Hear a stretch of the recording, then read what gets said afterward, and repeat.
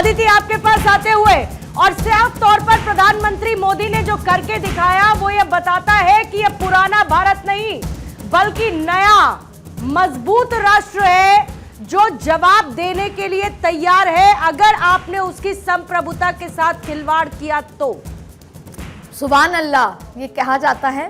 तो जो वो मरकज था सुभान अल्लाह, जहां पर दिखाया तो ये जाता था पाकिस्तान द्वारा कि ये एक मदरसा है, यहाँ पर बच्चों को पढ़ाया जाता है, यहाँ पर नेक काम किए जाते हैं, उसी मरकज सुभान अल्लाह जो कि जैश ए मोहम्मद का असली हेडक्वार्टर था, जहां पर ट्रेनिंग होती थी, मिलिट्री का, पाकिस्तान की मिलिट्री का सपोर्ट होता था। ये सबसे बड़ी जीत भारत की है कि ये मरकज सुभान अल्लाह जहां पर हर तरीके के काम होते थे, जिसमें सबसे ज्यादा है कि कैसे छोटे बच्चों को मदरसे के नाम पर, पढ़ाने के नाम पर रेडिकलाइज किया जाता था।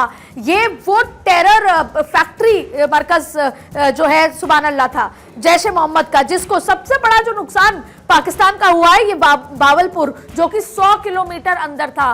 तो जो भारत की सबसे बड़ी जीत रही कि 100 किलोमीटर अपनी सीमा से अंदर मिसाइल दागे हैं जो राफेल से।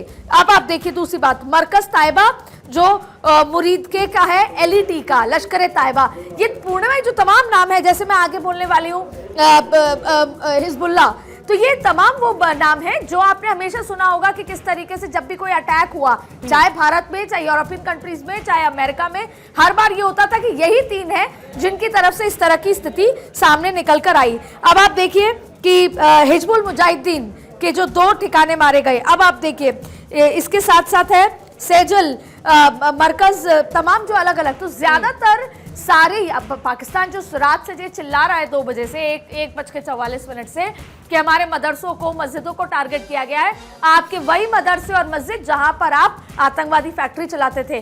तो ये अभी बहुत बड़ा लार्जर देन लाइफ निकल कर आएगा कि आपने उन 9 ठिकानों पर जो 3 मेन जो इलाके जो टेररिस्ट ग्रुप्स थे उनको ऑपरेट किया गया है, उनको पूरा उनका हेडक्वार्टर को नस्ते-नाबूद किया है। क्योंकि अक्सर एक और मैसेजिंग अदिति है बहुत क्लियर कि हमें पाकिस्तान से समस्या नहीं है, हमें उस पाकिस्तान में पलने वाले आतंकवाद से समस्या है। हम पाकिस्तान को नुकसान नहीं करना चाहते हैं, हम उन आतंकी ठिकानों को नुकसान पहुंचाना चाहते हैं जहां से आतंकी ट्रेन किए जाते हैं और वो आते हैं भारतीय सीमा के अंदर। बहरहाल जरा कुछ तस्वीरें आदिति, फिर उसके बाद आपके पास मैं लौटती हूँ। अलग अलग कैमरों से कैप्चर हुई ये तस्वीरें दरअसल पाकिस्तान में 9 ठिकानों के तबाही की तस्वीर है, और तबाही की तस्वीर कुछ इस तरीके से कि आतंकिस्तान दहला, क्योंकि आतंक को किस तरीके से पालता पोलता पाकिस्तान हमेशा ये कहता था कि हम तो खुद आतंक से पीड़ित हैं। आप आतंक से पीड़ित थे तो ये ठिकाने क्या किसी और जगह थे?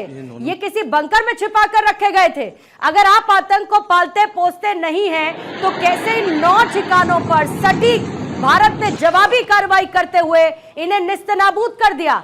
अगर आप आतंक को पालते नहीं हैं तो कैसे जैश, लश्कर और बाकी आतंकी संगठनों के ठिकानों को तबाह भारत ने कर दिया? ये सब कुछ तो धरती पर पाकिस्तान की है, और पाकिस्तान की धरती जो कि आतंक को पालती पोसती है उसको ये समझना होगा कि भारत की सहनशीलता अभी तक उसकी कमजोरी नहीं थी, और भारत ने इसका सीधा जवाब इन आतंकी ठिकानों को ध्वस्त करके दिया है।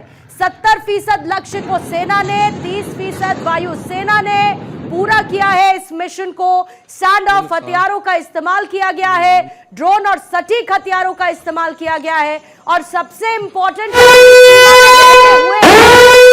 सीमा में रहते हुए हमने पाकिस्तान को ऑपरेशन सिंदूर के तौर पर जवाब दे दिया।